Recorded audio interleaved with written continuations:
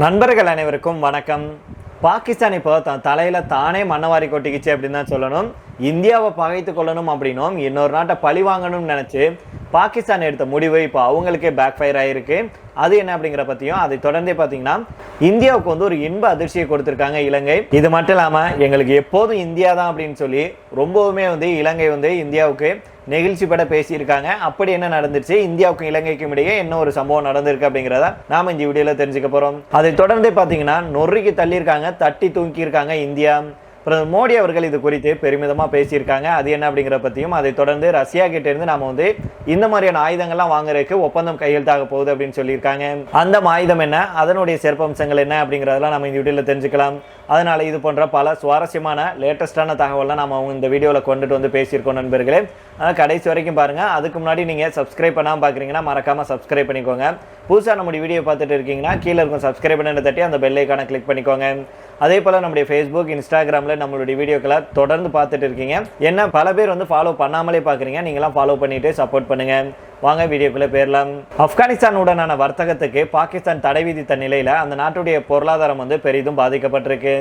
மேலும் விலைவாசிகளும் தாறுமாறாக உயர்ந்திருக்கிறதுனால பொதுமக்கள் பாதிக்கப்பட்டிருக்காங்க. எல்லையில் நடந்த மோதலுக்கு அப்புறம் கடந்த சில தினங்களாகவே பாகிஸ்தான் மற்றும் ஆப்கானிஸ்தான் இடையிலான உறவுல அசாதாரண சூழல் நிலவிட்டு வருது. இந்த நிலையில தான் ரத்தமும் வர்த்தகமும் ஒன்றாக நடக்காது அப்படின்னு பாகிஸ்தானுடைய லெப்டினன்ட் ஜெனரல் அகமது ஷெரீப் சௌத்ரி தெரிவிச்சிருக்கிறாரு. அதாவது ஆப்கானிஸ்தானுடனான வர்த்தகத்தை பாகிஸ்தான் நிறுத்தியிருக்கு. கடந்த அக்டோபர் 11ஆம் தேதி முதல் ஆப்கானிஸ்தானுடனான எல்லை தாண்டிய வர்த்தகத்தை பாகிஸ்தான் நிறுத்திருச்சு. இதனால உஷாரான ஆப்கானிஸ்தான் இந்தியா, ஈரான் உள்ளிட்ட நாடுகளுடன் தங்களுடைய வர்த்தகத்தை திசை திருப்பியிருக்காங்க. இது ஏற்கனவே பலவீனமாக இருக்கும் பாகிஸ்தானுடைய பொருளாதாரத்துக்கு மேலும் பின்னடைவை ஏற்படுத்தியிருக்கு. குறிப்பா பாகிஸ்தானுடைய சிமெண்ட் தொழில் பார்த்தீங்க அப்படின்னா மிகவும் பாதிக்கப்பட்டிருக்கு அப்படின்னு சொல்லியிருக்காங்க. அதே போல ஆப்கானிஸ்தான்ல இருந்து கறி இறக்குமதி தடைப்பட்டு போனதுனால தென்னாப்பிரிக்கா, இந்தோனேசியா உள்ளிட்ட நாடுகள்கிட்ட இருந்து அதிக விலை கொடுத்து கறியை வாங்க வேண்டிய நிலைக்கு பாகிஸ்தான் உற்பத்தியாளர்கள் தள்ளப்பட்டிருக்காங்க. இது மட்டும் இல்லாம பாகிஸ்தானுடைய மருந்து நிறுவனங்கள் வருஷத்துக்கு சுமார் 1675 கோடி மதிப்பிலான மருந்துகளை ஆப்கானிஸ்தானுக்கு ஏற்றுமதி செஞ்சுட்டு வந்தாங்க. தற்போது அதுவும் தேக்கமடைஞ்சிருக்கு. பாகிஸ்தான்ல இருந்து ஆப்கானிஸ்தானுக்கு பழங்கள், காய்கறிகளும் ஏற்றுமதி செஞ்சுட்டு வந்த நிலையில தற்போது அதுவும் பாதிக்கப்பட்டிருக்கு அப்படின்னு சொல்லியிருக்காங்க. இது மட்டும் இல்லாமல் பல துறைகளும் கடுமையாக பாதிக்கப்பட்டு விலை உயர்வை சந்திச்சிருக்கு அப்படின்னு சொல்றாங்க. பாகிஸ்தானுடைய இந்த முடிவு கைபர் பக்துன்வா மாகாணத்தில் அதிகம் வாழும் ஆப்கானிஸ்தான் பூர்வக்குடி மக்களான பஷ்தூனர்களுக்கு ஆத்திரத்தை ஏற்படுத்தியிருக்கு அப்படின்னும் உடனடியாக ஆப்கானிஸ்தானுடனான வர்த்தகத்தை நீங்க மீண்டும் தொடங்க வேண்டும் அப்படின்னு கோரிக்கையும் மிரட்டலையும் பாகிஸ்தான் அரசுக்கு விடுத்திருக்காங்க.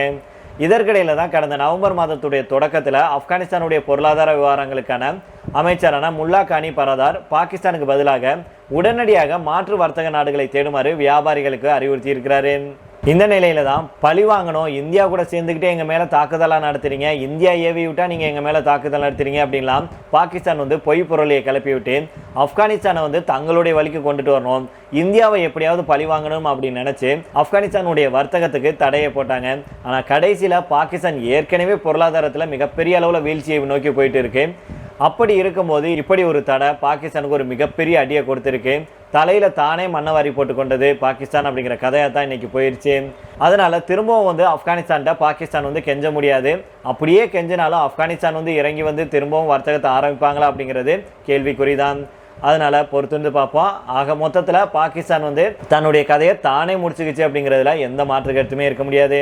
அதை தொடர்ந்து இலங்கை சம்பந்தமான செய்திகள் பார்த்தீங்க அப்படின்னா, இலங்கையில் டிட்வா புயல் காரணமாக ஏற்பட்ட பேரழிவுக்கு உதவிகளை இந்தியா அறிவிச்சிருந்தாங்க.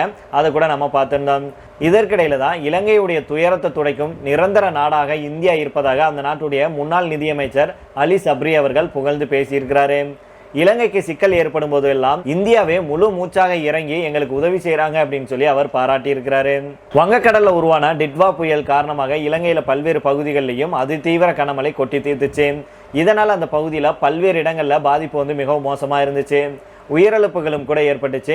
இந்த இக்கட்டான நேரத்தில் இலங்கைக்கு இந்தியா உதவிகரம் நீட்டினாங்க. ஆபரேஷன் சாகர் பந்த் திட்டத்தின் கீழ் இலங்கைக்கு இந்தியா பல்வேறு உதவிகளை மேற்கொண்டாங்க. இதற்கிடையில தான் இந்தியாவுடைய உதவிகளை பாராட்டி இருக்கும் இலங்கையுடைய முன்னாள் வெளியுறவு மற்றும் நிதி அமைச்சரான அலி சப்ரி இந்தியாவுடைய இந்த நடவடிக்கை அற்புதமானது அப்படின்னும் உதவி தேவைப்படும் நேரத்தில் சரியாக உதவி இருக்காங்க அப்படின்னும் பாராட்டி இருக்கிறாரு. மேலும் இந்தியாவுடைய விரைவான உதவி பிராந்திய ஒத்துழைப்பு மற்றும் மனிதாபிமான உதவிக்கு ஒரு புதிய முன்மாதிரியாக அமைஞ்சிருக்கு அப்படின்னு சப்ரி அவர்கள் தெரிவிச்சிருக்கிறாரு. 2022 இலங்கையில் பொருளாதார நெருக்கடி ஏற்பட்டுச்சு. அப்போதும் இந்தியா உதவியதாகவும் இப்போதும் புயல் பாதிப்புகள்ல இருந்து சமாளிக்கிறதுக்கு நிவாரண பணிகளை இந்தியா உதவி செஞ்சதாகவும் அவர் பாராட்டி பேசியிருக்கிறாரு. இது தொடர்பாக அவர் மேல என்ன சொல்றாரு அப்படின்னா, இது போல இந்தியா உதவுறது இது முதல் முறையல்ல, பல முறை எங்களுக்கு தொடர்ச்சியாக உதவி செஞ்சிருக்கு. இந்தியா எப்போதும் ஒரு சிறந்த நண்பராகவும் சிறந்த அண்டை நாடாகவும் இருந்துட்டு வர்றாங்க. பொருளாதார நெருக்கடியின் போது நான் நிதியமைச்சராக இருந்தபோது இந்தியா பல உதவிகளை செஞ்சுச்சு அப்படின்னு அவர் சொல்லியிருக்கிறாரு. மேலும் 2 நாடுகளில் இருக்கும் அரசுகள் மற்றும் அரசியல் வேறுபாடுகளை கடந்து இருதரப்பு உறவுகள் வலுப்பெற்றிருக்கு. கடந்த 20-30 ஆண்டுகளாக 2 நாடுகளுக்கும் இடையே சிறந்த உறவு இருந்திருக்கு. இலங்கையில் ஏற்படும் நெருக்கடிகளின் போது இந்தியா முதல்ல உதவி செஞ்சாங்க. பிரதமர் நரேந்திர மோடியும் அவருடைய அரசும் சரியான நேரத்தில் எங்களுக்கு உதவி இருக்காங்க. மேலும் இந்தியா இந்த பிராந்தியத்துடைய தலைவராக இருக்கு. அந்த தலைமை பண்புக்கு ஏற்றவாறு பிரதமர் மோடி அவர்கள் செயல்படுறாங்க. உண்மையிலேயே பிரதமர் மோடி அவர்கள் ஒரு தொலைநோக்கு பார்வையிடையும் அண்டை நாடுகளை அரவணைத்தும் போறாரு. இப்படி ஒரு பிரதமரை நாங்கள் பார்த்ததே இல்லை அப்படின்னு அலி சப்ரி அவர்கள் சொல்லியிருக்கிறாரு. மேலும் அவர் என்ன சொல்றாருன்னா, எப்போதும் பிராந்தியங்கள் ஒன்றாக வளரும், அதுல ஏதாவது ஒரு நாடு தலைமையில் இருக்கும். இங்கு இந்தியா தன்னுடைய பங்கை ஆற்றிட்டு வர்றாங்க. இந்தியாவுடைய அணுகுமுறை இலங்கைக்கு நெருக்கடி காலங்களில் மட்டுமில்லாம இயல்பான பொருளாதார வளர்ச்சிக்கும் உதவுது. இந்திய உதவிக்கு நாங்கள் மிகவும் நன்றியுள்ளவர்களாக இருக்கிறோம் அப்படின்னு அவர் சொல்றாரு. மேலும் இந்த பிராந்தியத்தில் பேரிடர் ஏற்பட்ட போதெல்லாம் இந்தியா எப்போதும் தலைமை பொறுப்பை ஏற்றிருக்காங்க. இது எதிர்காலத்திற்கான ஒரு முன்மாதிரியாக அமையுது. இலங்கை போன்ற சிறிய தீவு நாடுகள் நெருக்கடியில் தள்ளப்படும் போது பெரிய நாடுகளுடைய உதவிகள் தேவை. இந்தியா முதல்ல உதவும் போது நம்பகத்தன்மை ஏற்படுது. தொடர்ந்து மற்றவர்களும் உதவுவாங்க. இந்த புயலின் போது கூட இந்தியா உதவி அறிவிச்சாங்க. இன்னைக்கு அமெரிக்கா உள்பட பல நாடுகள் அதை பின்பற்றினாங்க.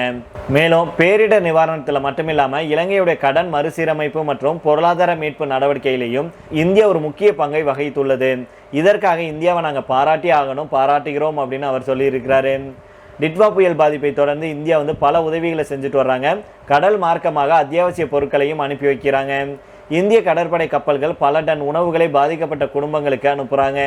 மேலும் விக்ராந்த் கப்பல்ல இருந்து 2 ஹெலிகாப்டர்கள் இலங்கை விமானப்படை வீரர்களுடன் தேடுதல் மற்றும் மீட்பு நடவடிக்கைகள்ல இணைஞ்சிருக்காங்க அப்படிங்கிறத நாம பார்க்கிறோம். ஆக மொத்தத்துல இலங்கை என்ன சொல்றாங்கன்னா, எங்களுடைய துயரத்தை துடைக்கும் ஒரு நாடாக இந்தியா இருக்கு.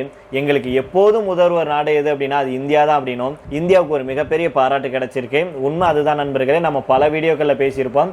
நம்முடைய பிரதமர் மோடி அவர்கள் பிரதமராக பதவியேற்றதுக்கு அப்புறம் பார்த்தீங்கன்னா அண்டை நாடுகள் கூட எந்த ஒரு வம்பையும் வச்சுக்க மாட்டாரு, எந்த ஒரு சீண்டலையும் வச்சுக்க மாட்டாரு. அதே போல் அந்த நாடுகள்லாம் இந்தியாவை சீண்டுவாங்க. நீ சீண்டு எப்படியா இருந்தாலும் நான் தான் உன்னை கடைசியில் காப்பாற்றணும் அப்படிங்கிற ரீதியிலேயே ரொம்ப கூலாக ஹேண்டில் பண்ணுவார்.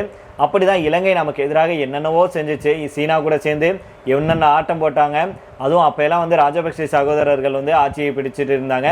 அவங்க இருந்தப்பெல்லாம் பார்த்தீங்கன்னா இந்தியாவுக்கும் இலங்கைக்கும் மிகப்பெரிய அளவில் பிரச்சனை ஏற்பட்டுட்டு தான் இருந்துச்சு. இந்தியா என்ன சொன்னாலும் கேட்காம மீண்டும் போய் சீனா கிட்ட கையை கட்டிக்கிட்டு பணத்தை வாங்கிட்டு இந்தியாவுக்கு எதிராகவே செயல்படுவாங்க. அப்பெல்லாம் இந்தியா பொறுமையாக போய் அங்கேயும் தமிழ் மக்கள் இருக்காங்க, அங்கே இருக்கும் ஈழத்தமிழர்கள் இந்தியாவுக்கு ரொம்பவுமே முக்கியம் அப்படின்னு அவர்களுக்காகவே பொறுத்து போய் இலங்கையுடைய ராஜபக்சேகள் செய்கிற அட்டூழியத்தை எல்லாம் பொறுத்துக்கிட்டு அவங்களுக்கு எப்பெல்லாம் உதவி வேணுமோ கேட்டாலும் கேட்காட்டியும் ஓடோடி போய் ஆளா நின்று உதவி செய்யறது நம்முடைய இந்தியாவாக தான் இருந்தாங்க. ஆனால் இந்தியா இத்தனை செஞ்சாலும் அதை அந்த உதவி அப்படிங்கிறது தொண்டக்குழிக்குள்ளே போகிறது வரைக்கும் தான். உள்ளார போயிடுச்சுன்னா மறந்துடுவாங்க அப்படின்னு சொல்லுவாங்க இல்லையா, அந்த மாதிரி உதவியை வாங்கிட்டு ராஜபக்சே சகோதரர்கள் அப்படிதான் நடந்துட்டு இருந்தாங்க. ஏதாவது ஒரு பிரச்சனை இலங்கைக்கு ஏற்பட்டுச்சுன்னா சீனான்னு அதுக்கு முன்னாடியெல்லாம் போவாங்க. ஆனால் பிரச்சனைன்னு வந்துட்டா சீனா கண்டுக்கவே மாட்டாங்க.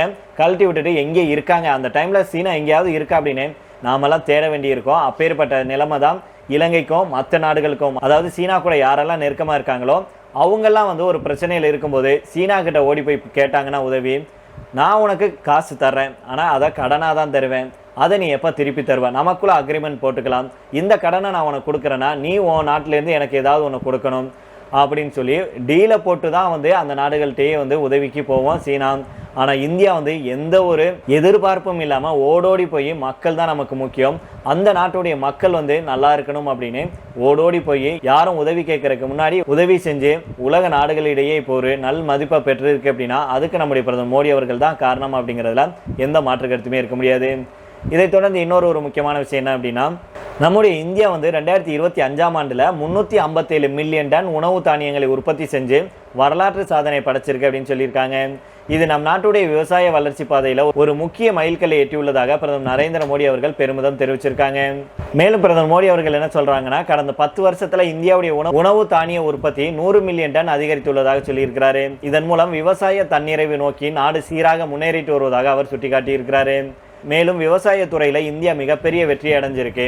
357 மில்லியன் டன் உணவு தானியங்களை உற்பத்தி செஞ்சு இந்தியா வரலாற்று சாதனை படைச்சிருக்காங்க. 10 ஆண்டுகளுக்கு முன்னாடி இருந்ததை ஒப்பிடும்போது இந்தியாவுடைய உணவு தானிய ஏற்றுமதி 100 மில்லியன் டன் வந்து அதிகரிச்சிருக்கு அப்படின்னு பிரதமர் மோடி அவர்கள் சொல்லியிருக்கிறாரு. மேலும் கோவை இயற்கை விவசாய கண்காட்சியை நினைவு கூர்ந்த பிரதமர் மோடி அவர்கள் இயற்கை விவசாயத்தை ஏற்றுக்கொண்ட இளைஞர்களை பாராட்டியிருக்கிறாரு. இயற்கை விவசாயம் தொடர்பான ஒரு பெரிய மாநாட்டில் கலந்து கொள்வதற்காக நான் கோவை போயிருந்தேன். இயற்கை விவசாயத்தை மேம்படுத்துறதுக்காக தென்னிந்தியாவில் மேற்கொள்ளப்பட்டு வரும் முயற்சிகளால் நான் மிகவும் ஈர்க்கப்பட்டேன் அப்படின்னு தெரிவிச்சிருக்கிறாரு. மேலும் பல இளைஞர்கள் அதிக கல்வி தகுதியுடைய தொழில் வல்லுநர்கள் இப்போது இயற்கை விவசாயத்துறையை ஆர்வத்துடன் ஏற்றுக்கொண்டிருக்காங்க அப்படின்னும் அவர் மகிழ்ச்சியோட தெரிவிச்சிருக்கிறாரு. இதைத் தொடர்ந்து கடைசியாக பார்த்தோம் அப்படின்னா, ரஷ்யா கிட்ட இருந்து போர் விமானங்கள் ஏவுகணை பாதுகாப்பு அமைப்பை வாங்குறதுக்கு இந்தியா திட்டமிட்டிருக்காங்க. ரஷ்ய அதிபர் புட்டின் அவர்கள் இந்தியா வர்றார் இல்லையா, அவருடைய வருகையின் போது இதற்கான ஒப்பந்தம் வந்து கையெழுத்தாக இருக்கு அப்படின்னு சொல்றாங்க. பிரதமர் மோடி அவர்களுடைய அழைப்பை ஏற்று புட்டின் அவர்கள் வருகிற டிசம்பர் 4, 5 தேதிகளில் நம்முடைய நாட்டுக்கு வருகை தர்றாரு. அவர் பிரதமர் மோடி அவர்களை சந்திச்சு இருதரப்பு உறவுகளை வலுப்படுத்துவது குறித்து பேச்சுவார்த்தை நடத்த இருக்கிறாரு. யுக்ரைன் மீது ரஷ்யா போர் தொடுத்ததுக்கு அப்புறம் ரஷ்ய அதிபர் விளாடிமிர் புட்டின் அவர்களுடைய முதல் இந்திய பயணம் இது அப்படிங்கிறதுனால முக்கியத்துவம் வாய்ந்ததாக கருதப்படுது. இதுக்கு முன்னதாக 2021 டிசம்பர் மாதம் வந்து இந்தியாவுக்கு புட்டின் அவர்கள் வந்திருந்தாரு. இப்பேற்பட்ட சூழல்ல தான் 2 நாடுகளுக்கும் இடையிலான பேச்சுவார்த்தையில போர் விமானங்கள் மற்றும் ஏவுகணை பாதுகாப்பு அமைப்பை வாங்குவது குறித்து இந்தியா வந்து விவாதிக்க திட்டமிட்டிருக்காங்க. பிரதமர் மோடி அவர்களுடைய புட்டின் சந்திப்பின் போது ரஷ்யாவுடைய அதிநவீன Su-57 போர் விமானங்கள் மற்றும் S-500 ஏவுகணை பாதுகாப்பு அமைப்பை வாங்குவதற்கான ஒப்பந்தம் கையெழுத்தாக வாய்ப்பு இருக்கு.